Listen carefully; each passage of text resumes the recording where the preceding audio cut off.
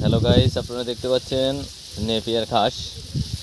বাংলাদেশে যে পরিমাণ গবাদি পশুর চাষ হচ্ছে, কিন্তু আসলে খড়ের চাহিদা দিন দিন হ্রাস পাচ্ছে। আসলে খড় পাওয়া যাচ্ছে না বললেই চলে। বাংলাদেশে বর্তমানে প্রচুর পরিমাণে গবাদি পশু চাষ করছে কৃষকরা, এবং বিভিন্ন ফার্মগুলো আছে। এখন একমাত্র নির্ভরশীল ঘাস হয়েছে নেপিয়ার। এই নেপিয়ার ঘাসের মাধ্যমেই মানুষ গরু গরু ছাগলের যে খাবার যে ব্যবস্থা করেছে, আসলে এটা চাষ পদ্ধতি সম্পর্কে আপনাদের একটু বলি।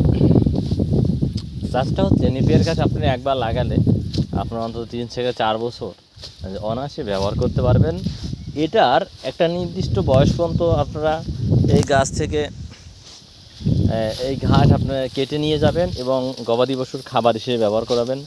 ঠিক তেমনই হবে, আপনারা এই পানি দেবেন এবং ইউরিয়া সার, পটাশ এবং টিএসপি সার ব্যবহার করবেন। তাহলেই স্ট্রং একটা শক্তিশালী খাবার হিসেবে গবাদি পশু আপনারা পাবেন। ঠিক তেমনইভাবে আমরা এখন আসছি একটা পরিদর্শনে, একটা নেপিয়ার ঘাস উৎপাদনের জন্য। এই যে দেখতে পাচ্ছেন নেপিয়ার ঘাস আমরা এখানে। তো এই নেপিয়ার ঘাস মোটামুটি দেখা যাচ্ছে প্রায় 75 দিন বা 80 দিনের মধ্যে এটা সংগ্রহ করা সম্ভব। আমরা এটা এখানে হাজার হাজার বিঘা নেপিয়ার ঘাস চাষ করছে একটি খামারি ভাই। এখানে আমরা অবস্থান করছি।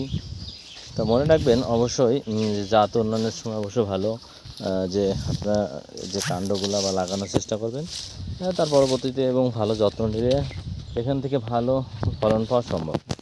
ধন্যবাদ সবাইকে।